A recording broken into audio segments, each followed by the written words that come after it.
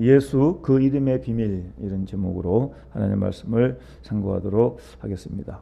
예수 그 이름의 비밀이라고 했습니다. 그 비밀이라는 말은 성경에 많이 나오는데 골로새서 1장 26절과 27절, 에베소서에서도 말씀 보면 이 비밀은 만세와 만대로부터 감춰졌던 것인데 이제는 그의 성도들에게 나타났고 하나님이 그들로 하여금 이 비밀의 영광이 이방인 가운데 얼마나 풍성한지를 알게 하려 하심이라. 이 비밀은 너희 안에 계신 그리스도니 그랬어요. 그러니까 비밀이 나오죠. 비밀. 근데 이 비밀이 곧 그리스도다. 이 비밀이 곧 그리스도다라고 밝히 말씀하고 있습니다. 그러니까 이 비밀은 너희 안에 계신 그리스도니 곧 영광의 소망이니라. 또 에베소서 말씀에도 바울이 에베소 교회에다가 서신을 보내면서 그것을 읽으면 내가 그리스도의 비밀을, 그러니까 뭔가 그리스도 안에 비밀이 있다. 비밀을 깨달은 것을 너희가 알 수 있으리라고 했습니다.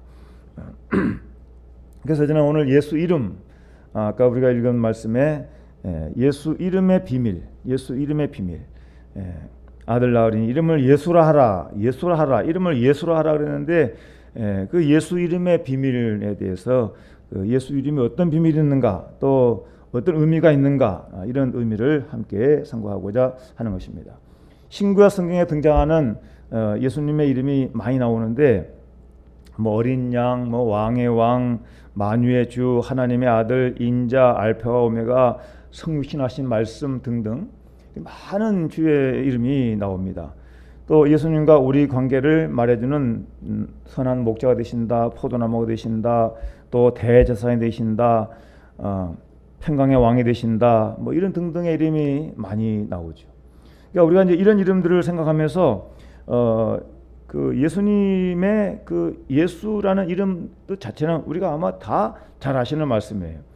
읽은 말씀에 그가 자기 백성을 그들의 죄에서 구원할 자 했으니까 그 이름 속에 깊은 하나님의 비밀이 들어있는 것이죠. 예수님 이름 안에 예수님의 핵심 사명이 내포되어 있다고 할 수가 있습니다. 이걸 좀 거슬러 올라가 보면 구약에 나오는 여호수아, 잘 아시는 여호수아, 그 여호수아 이름이 히브리어 말로 예수가 히브리 말로 여호수아예요. 여호수아를 보냈던 눈의 아들 여호수아는 느헤미야 8장 17절에 예수아라는 표현으로 나타나고 민수기 13장 8절에는 호세아흐라고 나오는데 이 단어들 모두가 야샤흐라는 동일 원어를 가지고 있어요. 그래서 그 의미는 구원하다 혹은 돕다라는 뜻이에요. 그러니까 호세아는 호샤의아의 추각된 표현이고 그 뜻은 야훼께서 구원하신다, 도우신다라는 뜻이에요. 그러니까 결국 예수라는 이름은 여호수아 혹은 호세아와 같은 말이기 때문에 그 의미는 여호수아, 여호와의 구원과 도우심을 나타내는 말이 된다고 하는 것입니다. 그러니까 우리가 간단하게 말해서 예수님은 구원자, 죄에서 우리를 구원할 자이시다, 구원자이시다. 하나님의 자녀로 저희들을 택하여 구원의 길로 인도해 주시는 목자가 되시는 분이시고 구세주가 되시는 분이십니다. 근데 여기서 우리가 상고해 볼 것이 있습니다. 죄라는 죄. 우리 인생은 근본적인 이 죄가 있어요. 죄. 모든 근본적인 죄와 실질적인 죄들로 가운데 태어나서 죄의 노예 안에 있는 죄의 덩어리라고 할 수가 있고 수고하고 무거운 짐진 채 살고 있는데 이 사람들이 죄를 싫어해요. 죄 자체를 싫어해서 교회에서도 죄라는 말 쓰지 않고 뭐 실수, 상처, 성격 차이 이런 식으로 다르게 표현한 일이 많이 생기고 있는 현실이 되었습니다. 한호 목사님이 책에다 이런 말을 썼더라고요. 진정한 힐링은 나의 죄의 킬링과 말씀 충만함이 있다. 여러분 힐링 많이 하는데 진정한 힐링은 자연 속에 들어가 음악 들으면서 어떤 그 감상적 치료가 아니라 내 속에 있는 죄를 예수 이름으로 씻어내고 예수 이름으로 새롭게 될 때, 킬링이 될 때 힐링이 된다. 이 한호 목사님 쓴 예수 이름의 비밀이라는 책이 있어요. 뭐 그런 말이 아주 의미 있게 기록된 걸 볼 수가 있습니다.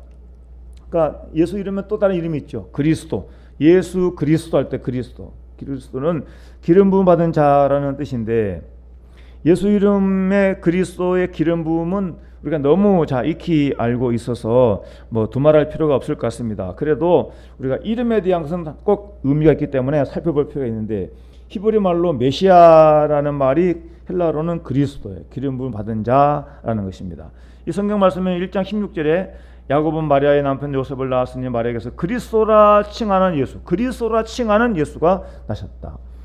베드로는 예수님이 누구냐, 내가 나를 누구냐 부를 때 대답하기를, 베드로가 대답해 이르되 주는 그리스도시요.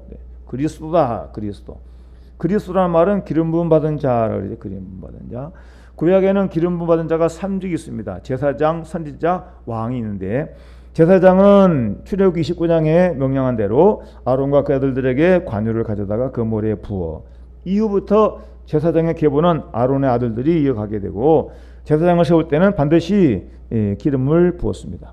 그 다음에 선지자, 열왕기 상에 보면은 엘리야가 엘리사에 기름을 부어 너를 대신하여 선지자가 되게 하라 할 때 하나님께서 명령하신 대로 기름을 부어서 선지자를 세우시고, 또 이스라엘의 초대 왕 사울 왕을 세울 때에도 이에 사무엘이 기름을 가져다가 사울의 머리에 붓고 입맞추어 이르되 여호와께서 내게 기름을 부으사 할 때 기름을 부었죠.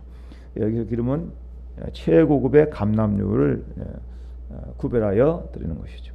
그러니까 제사장, 선지자, 왕 이런 사람들에게 직분을 세울 때 이제 기름을 부었는데, 이런 기름 부음을 하는 것은 크게 의미가 권위의 정가, 권위의 위임이 된, 하나님께서 그 기름 부은 자들에게 영광을 입히시고 권세를 입히시고 또 사명을 입혀 주시는 것이죠. 그러니까 우리 예수님이 이런 기름 부음 받은 자로 이 땅에 오셨다는 거예요. 왕 같은 분으로, 또 대제사장 같은 분으로, 선지자 같은 분으로. 그러니까 그리스도께서 기름 부음 받은 자로 이 땅에 오시면 영적인 우리는 희년을 맞이하게 되는 것입니다. 승리, 안식, 영원한 기쁨, 이런 것들이 기름 부음 속에 들어있는 것이에요. 오늘 우리는 성령의 기름 부음 받은 자예요. 성도들은. 그러니까 항상 믿음 안에서 내 안에 영적 기쁨을 가지고 살고, 또 기름 부음은 직분을 주는 사명이 있다 했으니까 우리가 하나님의 자녀로, 또 주의 일꾼으로, 청지기로 자신이 맡은 직분을 청지의식 가지고 사명감을 가지고 살아야 되는 것이죠. 예수님은 우리에게 그리스도시에요.